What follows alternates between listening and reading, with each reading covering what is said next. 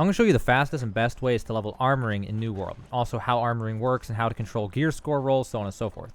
So armoring is a weird profession because it is split between the forge and the outfitting station. At the forge is where you make heavy armor using iron, steel, star metal, and orichalcum. And then over at the outfitting station is where you go to make light armor using linen and silk and stuff. And then medium armor using coarse leather, rugged leather, layered leather, infused leather, and furs, which are pretty rare. You also get to make specialty like rare greens and blue armor and stuff as you level up. And you unlock more of those as you get higher and higher level. And these weird ones that are green or blue or whatever, in this case green only for the light armor, it'll have guaranteed, for this one, for example, plus 12 intelligence, plus 8 focus, no matter how a perk, but the perk is random, and the rest you can control like normal armor. Now, the fastest way to level this profession is going to be kind of torturous, but it's as fast as it goes, is to make one of two different things. You are either going to make linen shoes, or you are going to make coarse leather boots. Now, the reason we make these is that they are the best conversion of materials to armoring skill.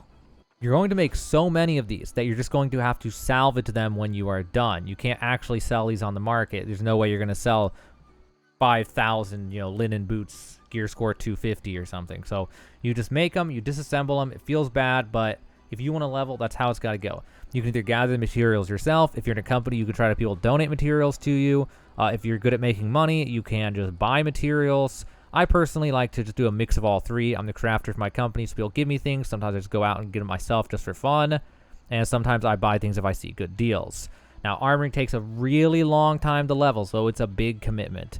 Now, the other higher level stuff generally isn't worth it unless you find a good deal on the market. So if you happen to go on the market and somebody is selling silk for really, really cheap to where it's even cheaper than it would be to convert to it using linen all the way up and stuff, and it just, would save a lot of money, then you could just buy that and use it. Alternatively, you could just buy it, turn around, sell it, and then buy linen normal price, but it's however you want to play it.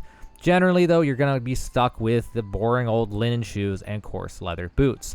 Now, the way you pick between one of these is based on which one you have more of. If you have more coarse leather than linen, then you are going to make the leather boots because it uses a little bit more coarse leather than linen. And then vice versa the other way. If you have too much linen, you make the linen ones. It uses more linen than cloth. Every one of these you will use an iron ingot, which is probably the most annoying part of the entire process, is getting the iron, but it's not so bad once you get used to once you know a lot of good places to mine iron. Iron you can generally find in good amounts south of Windsward, over by Millbury Hills, this whole brown area on the map. You can find it over by Bear Claw Pass, a lot of iron. Northeast of Monarch's Bluff, there's lots of iron over in this place, and south of Monarch's Bluffs over by Lodestone Lair, and this whole area has a decent amount of iron for the starting areas.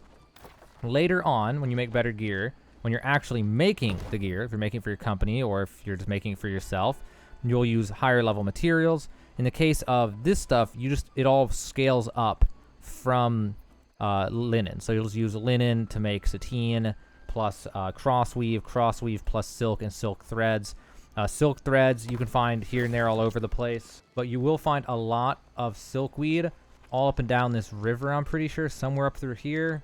There's also a good patch of silkweed, or silk, whatever it's called, I think it's silkweed, south of Weaver's Fen, kind of by Wretched Shallows. Over in here, there's a big patch somewhere. And then in the valley south of Morningdale, all through here, you can find a bunch of silkweed. So if you need silkweed, that's where to get silkweed. Once you get way higher level, you'll make infused silk clothes. This will use infused silk, which uses wire fiber. You can find some wire fiber in Ebonscale Reach, somewhere in the south side around here. I can't remember. You'll find it eventually down in there. And then the big, huge place for iron fiber is in Eden Grove by Blight Crown, somewhere in here. I don't remember where. Somewhere along this path, you can find a bunch of wire fiber. Other than that, you'll find it here and there all over the place, and you might be able to find enough for your needs just by finding it here and there. Like, I know, for example, there's some by Fort Windsward right here. There's some out in this field down here, just a little one patch and so on and so forth. So that's for that one. And then for the forge, making the metal armor, once you get up there, you're going to use steel, which just uses iron and sand flux. But then you're going to get to star metal. Once you get to star metal, my favorite place to farm star metal is in Weaver's Fen. You'll need to be level 30, 35 to not get mauled in here, though. If you follow this main road that leads kind of near the settlement, you'll get to this broken down bridge. If you go to this broken down bridge, there's a cycle you can do where you go to this rock pass, and it has some star metal on it. And then under the bridge, there's just star metal all over the place down this bridge. You can get to the end, get all the star metal, follow this path, go back to the beginning. It'll hopefully have respawned by then. You pick it up, go for another cycle.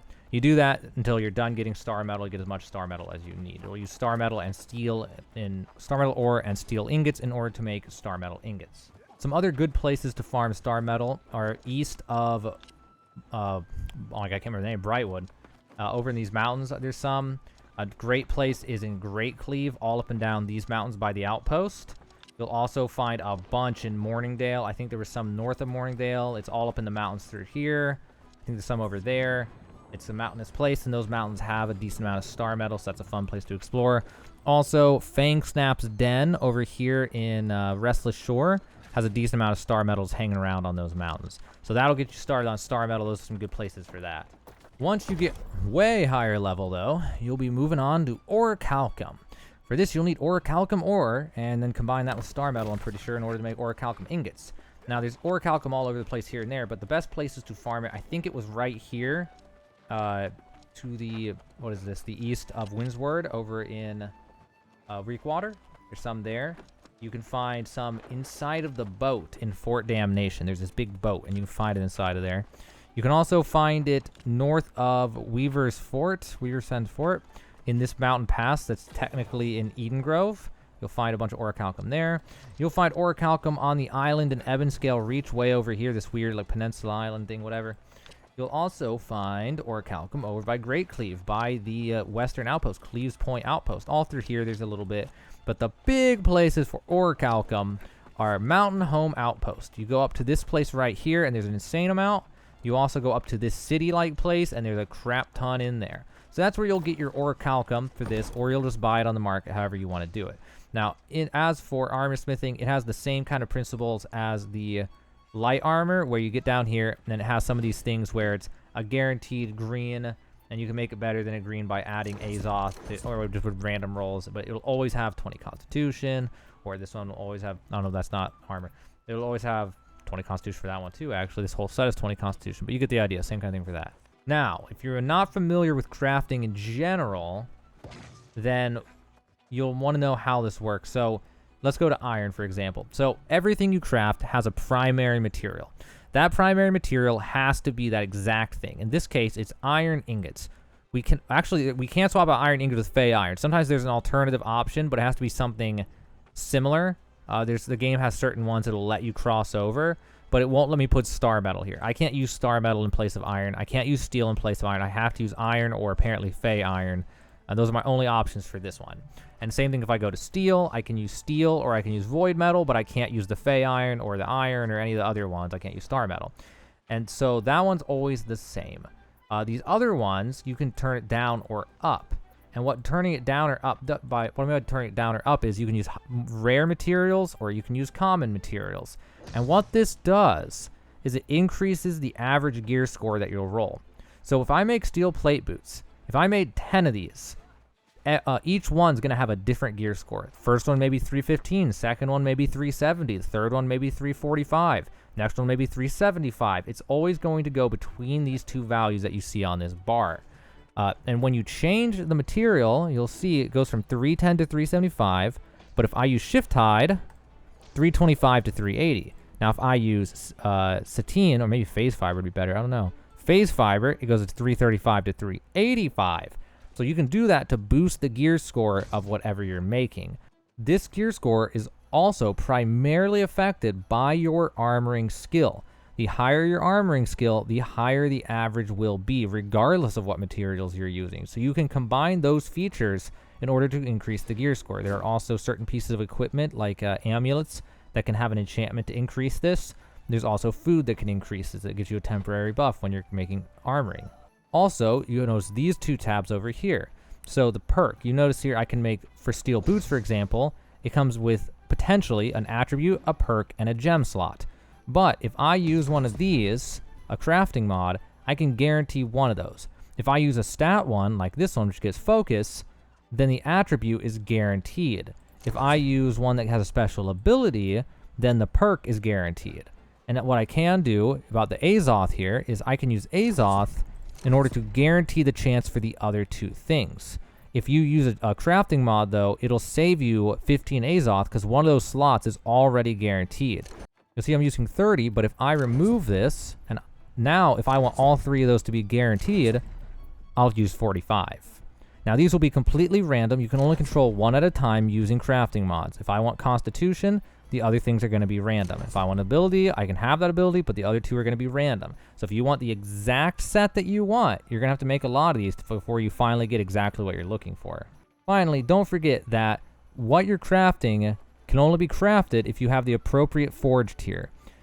This forge I'm at right now is only tier 3. I can't make star metal here because the forge is not tier 4. Same thing for Calcum. I need a tier 5 forge, and this forge is only tier 3. So unfortunately, I cannot make Calcum here. Also, in the very late game, just for fun, I'm going to show you, you'll be able to make crazy stuff like this, or down here, there's 590 gear score rapiers. And these will use insanely rare materials that you'll get from the end game. Asmodium you can craft using rare materials that you loot and gather. Runic leather, same kind of thing. All this stuff is super rare that you'll get in the end game as super rare drops. You combine them all in order to make these insane things. You'll need insanely high weaponsmithing, which in this case was 198, and a forge tier 5. Whenever you get one of the crazy ones where they're already purple or orange, then all of these attributes and perks and gems are guaranteed. You cannot change any when you get one of these. You'll get one of these, it'll always have 9 strength, 18 dexterity, frozen 4, keen, mortal refreshment, and refreshing. And there's nothing you can do to change those if you make a flawless Grandmaster Spear. Although this doesn't apply very much to armoring, because armoring doesn't have any of these, it only has the green ones. So you'll only have to worry about those when you're going into engineering or one of the other professions. And I did remember one more thing that you should definitely know about. The higher the gear score roll that you get on the gear that you're making will increase the required level to equip that gear. So if you're trying to make gear for your low level friend, if your profession level is too high, you won't be able to make it for him. You'll see here it says the required level is 20 to 35, meaning if I roll a 325, the required level will be 20 to put it on. It may actually go below that. Maybe that 300 is level 20, and I don't know if it actually is counting. The 35 might be a 400. I'm not sure if it's actually counting within the yellow bar or the entire bar, but you get the idea. If you get a really good roll, it's going to be level 31 to put it on or something. If you get a really bad roll, you might be able to put it on at level 24. So you have to keep that in mind when making gear for other people, for company members, and stuff like that. And that's pretty much everything I can think to tell you about armoring. Armoring's a pain in the butt. It takes forever. It uses a lot of materials. It's not as bad as jewel crafting, but it will take a long time, and you're going to have to dump a lot of materials into this profession to hit level 200. I have guides on other professions in this game. If you want to check those out, look at the description below. I'll have a bunch of helpful links in the description for engineering guides and leveling guides and so on and so forth. Make sure you subscribe to this channel if you want to keep up with more New World stuff, more guides, any cheats or exploits that I find, so on and so forth, that type of thing. But now you know the fastest and best ways to level up your armoring in New World.